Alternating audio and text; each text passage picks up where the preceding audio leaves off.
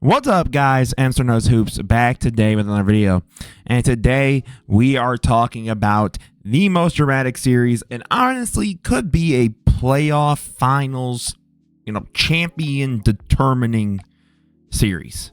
The Denver Nuggets and the Minnesota Timberwolves. And before getting into anything, don't forget to leave a like, comment, subscribe. Let's hit 800 subs. Hopefully before this series ends or as it ends. Let's get 1K by the end of the playoffs. Now, I made a video back when the Nuggets went down 2-0 on what they should do to adjust. And some of it they followed to a T. Absolutely. But today we're going to attack this video from two questions. How do the Nuggets win? How do the Wolves win? So, the first question of how do the Nuggets win, the first thing is Nikola Jokic attacks the rim. Because, one, I think he's 86% at the rim, according to Cleaning the Glass. The only issue is these are 31% of his shots in this series, and that should be higher. You got to get that up. So if I'm him, let's get into why. So Jokic here is going to run a little screen action, gets Rudy on the perimeter. Now, this is how you would manage the idea of Jokic attacking the rim. Kind of forces Rudy to get to his side. Right? Cat doesn't really come over to help. Naz Reid comes a little too late. At that point, it's just him and Rudy one-on-one. Tough finish, right? But again, these are games that Jokic, needed to step up, right? So Jokic slows it down, right? Tries to run a little P&R with Jamal. But the big thing again is, since Ant has to switch on to him and Rudy doesn't go to Jamal, he gets Rudy out on the perimeter. Now, I also want to make this clear for anyone watching the video. Before some Timberwolves or Rudy fans get in my comments, oh my God, you're blaming Rudy for why there's even a... No. I am not blaming Rudy Gobert as to how the Timberwolves lost 3 straight. That is not the purpose of this. It is just to say, as great as his defense has been, I think him being the matchup for Jokic actually is not the move for Minnesota. And as we are starting to see in these clips, it's something that the Nuggets have actually started to take more advantage of. So let's keep looking. Right, gets Rudy here. Naz Reid comes over, boom, boom. And Rudy sort of falls back again because he wants to keep, the easier shot. But again, he takes advantage of Rudy's slow-footedness and goes for the rim. Right? If he pulls Rudy out more, it's going to be easier to get by him and either create for others or for himself. Right? So Rudy tries to stop the pass again. Part of the reason Jokic is so deadly. Spins around him. Rudy loses his footing. And at that point, he's just Nickeil Alexander-Walker and one. Right? So again, force Rudy to come out to you, and the world is going to look like a whole different place, right? It's all going to look different. So that's why I'm saying Jokic needs to actually attack the rim more. And by doing that, force Rudy out to the perimeter if the Timberwolves decide to continue to keep Rudy as the primary defender on Jokic. Now, how do you win this game if you're the Nuggets? Jamal Murray needs to step the hell up. 31% from 3. And in this series, he is 46% at the rim. That is atrocious. That is just awful. Quite frankly, Jamal needs to be... I ain't even saying he got to be what he was in a lot of these, in his historic games. Give Jokic an efficient 20 to 25. And I promise you, this game is going to look so much easier. But let's look at what Jamal Murray's kind of been doing and where he's been doing well and why he's been struggling, right? Jamal gets Nickeil Alexander-Walker. Backs him down. Jokic with the slip. Keeps Rudy basically at him. And Rudy doesn't fully commit either. So at this point, Jamal, beautiful lay. So if I'm the Nuggets, I'm trying to find a way to get these plays to happen more where Jokic runs this slip. It's actually kind of a similar play to, I think it actually might be the same play that was the game series winner by Jamal Murray against the Lakers just this year. Run this more if you're Denver. Now, obviously, you can't spam it because this is a very good defensive team. They will catch on. They will adapt. And you don't want to kind of, give them a run because, you don't want to do anything. Now, again, right, here you got Jaden McDaniels. Jokic runs a little slip. This, to me, is just a bad shot. It's just bad. Like, he slips by him. Rudy kind of stays at his hip. Cat's going up. To me, I know he's capable. Kick it right out here to the corner to KCP. Or try your best. Even if you fail, make that pass to Aaron Gordon. Right? And you could argue that's a lot. I would just say that's a missed shot. A poor shot. Right? And again, even look at the opening of this game. Right? Ant on Jamal. Kicks it out to Yoke. This is a play I love. This little backdoor action. Because even if this doesn't work, you could then, dribble, bounce pass to Aaron Gordon. But again, the way that he's getting some of these shots, because Rudy doesn't really catch up to him. Like, he goes, boom. And he honestly could have squared up a little bit. Even if Rudy comes in, all playoffs, we've seen guys jump into the defender to get an and one or even just a foul. So some of these shots Jamal is taking need to be smarter and they need to be easier because, quite frankly, what we've seen throughout these playoffs specifically, Jamal has significantly struggled to create his own shots consistently. Like, when he's doing it, it's red hot. It's out of this world. Jokic can just kind of relax. But when it's looking like it kind of is now, where you're forcing him into this mid-range territory, he's not doing very well at the rim, he's not shooting well from three, so you're forcing him to take a tough mid-ranger quite often, you're asking for a lot.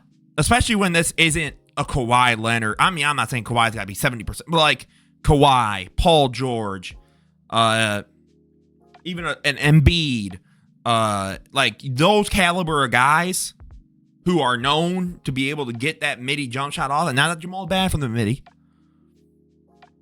but I think he needs easier shots created for himself. Now, the final thing is keep Aaron Gordon involved. This is as straightforward as it sounds. I talked about this in my initial video about this series. I basically said word for word, when I saw Jokic get doubled, the biggest issue was Jokic wasn't making the right read.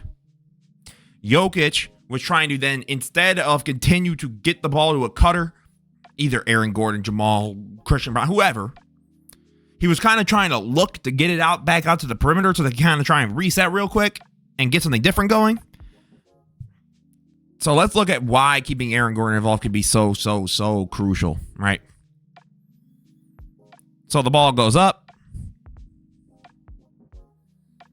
Yoke runs off.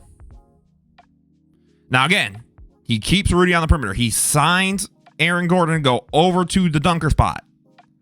Backs Rudy down. And this is what I talked about in a previous video. Literally this kind of situation. And what does he do? You would think, now, if this was the first two games, Jokic might have actually taken this ridiculous shot. But instead, boop, right to Aaron Gordon. Every day of the week. If that is how the matchup is going to turn out, they're going to double. Take advantage, Denver. Make them pay for disrespecting that. Now, again, DHO here, right? Jokic hands it off to Aaron Gordon, gets Ant one-on-one. Beautiful spin. But since, again, the attention, and again, I'm not quite sure how the hell Rudy is 60 years away guarding KCP. I ain't even say he got to be right on Jokic, but like, come on, dog. What are we doing? Right pass. Rudy can't catch up in time. If you keep Aaron Gordon involved, teams will respect it. And if teams respect it, is going to make Denver so much more difficult to guard. Plain and simple. Now, how do the Timberwolves win Game 7 and defeat the reigning defending NBA champs? First, keep the rim pressure on Jokic. Ant is 60% against Jokic in this series. He is 77% at the rim for the series. Do not settle for the midi and the three ball. Now, I understand. I'm sure you guys are typing. But if you actually looked at the beginning of the game, Ant was taking crazy threes. You are correct. However, Ant was also taking big time advantage of either Jokic being out on the perimeter or Jokic being at the rim and, quite frankly, just kind of looking like you or me, like a fan just watching. He's like, whoa, he scored. Like, that's unacceptable. So, if we look again, right, Cat gets the ball up to Mike Conley, waits, right?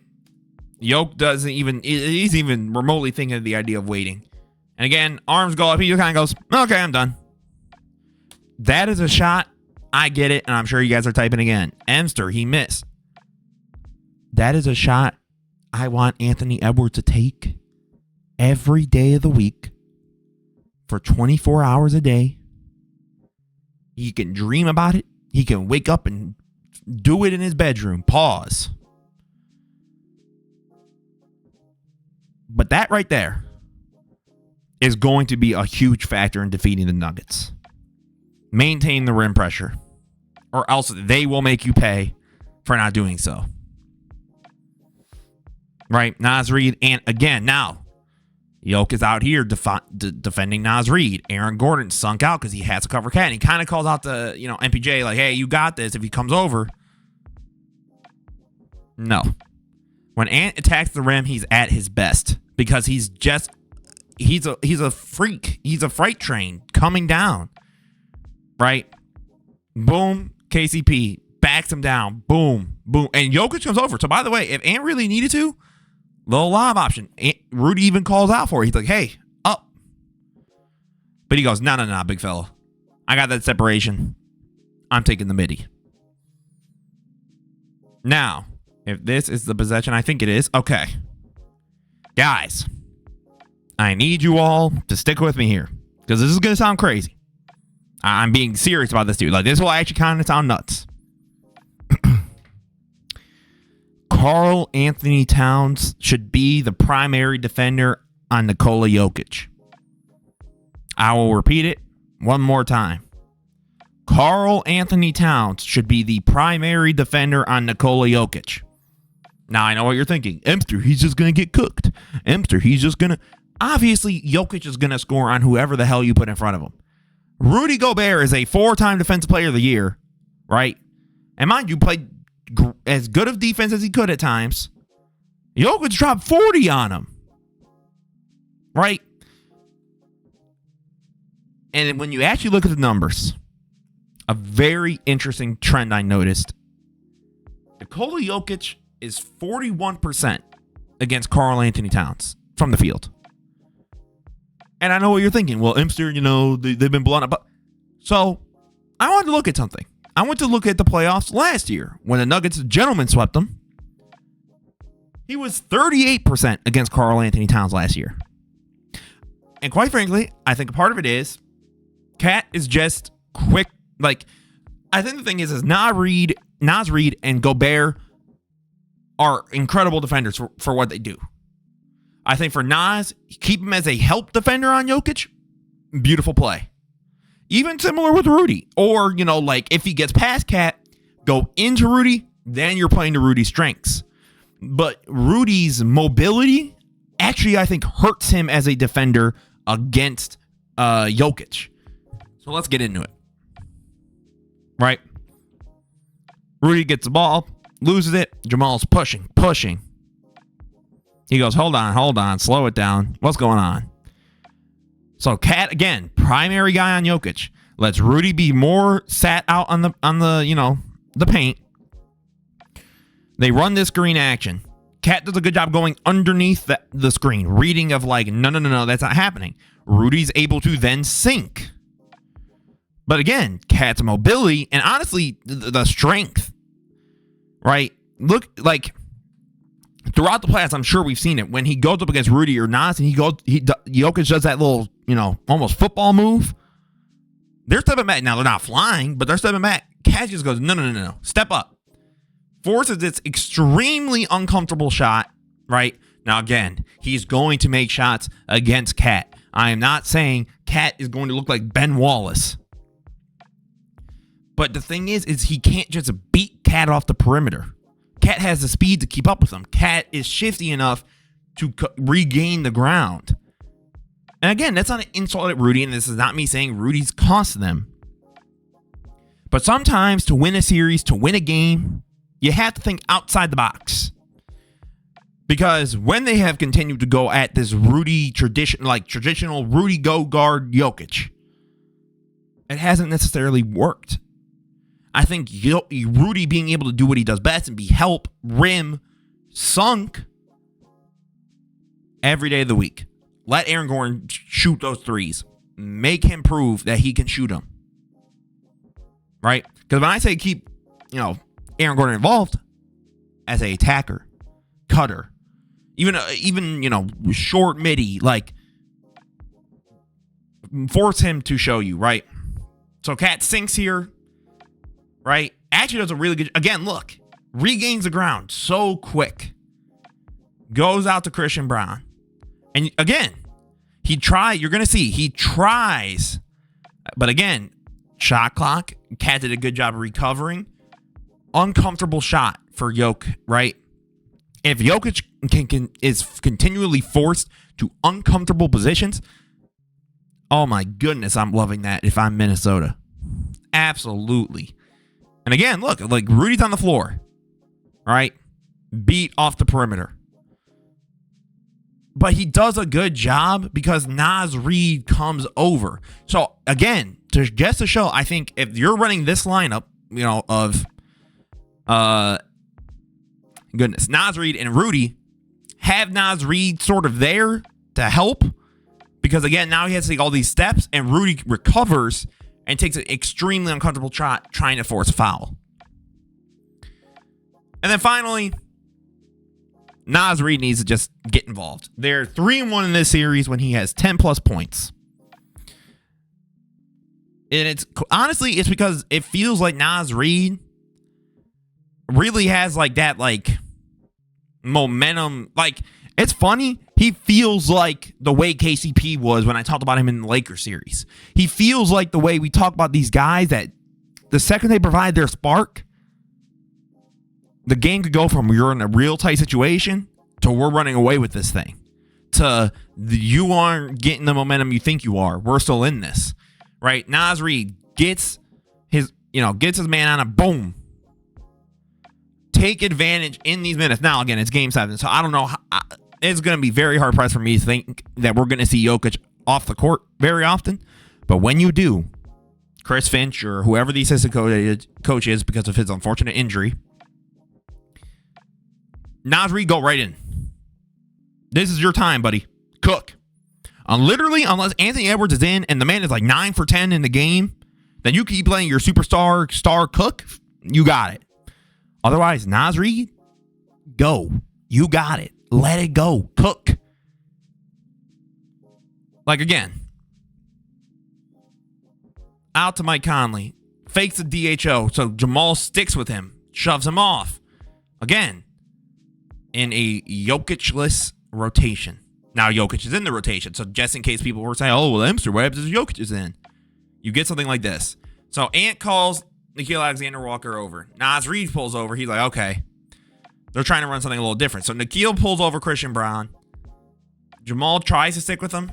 And, again, now that's part of the negative of Rudy. Not a soul care that he slipped. Over to Naz Reid, right?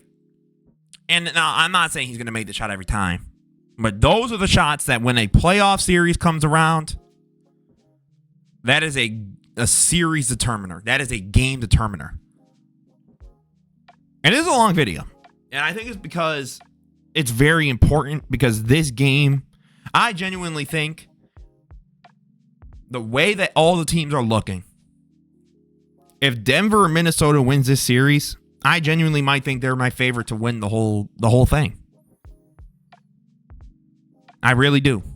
Now, there is one factor for both that are going to be very, very crucial. Rebounds. Sure, of course, rebounding is important. Well, 4 out of the 6 games, the winner of the rebound battle also won the game. The only 2 exceptions were when I think both teams were getting blown out by like 30-something, and at that point, it don't matter what the hell you're rebounding because you're getting blown out. So, a big thing for the Nuggets is Jamal Murray going to step up? Will Jokic take advantage of if Rudy continues to be his primary defender?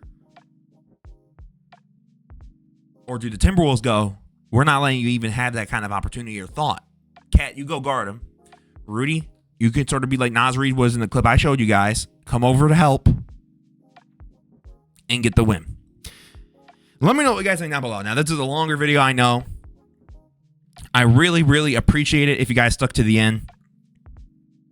I love this video. Have a beautiful rest of your day, guys. This was Mr. No Soups. Don't forget to leave a like, comment, subscribe. This was a good one. Let me know what you think. Peace out.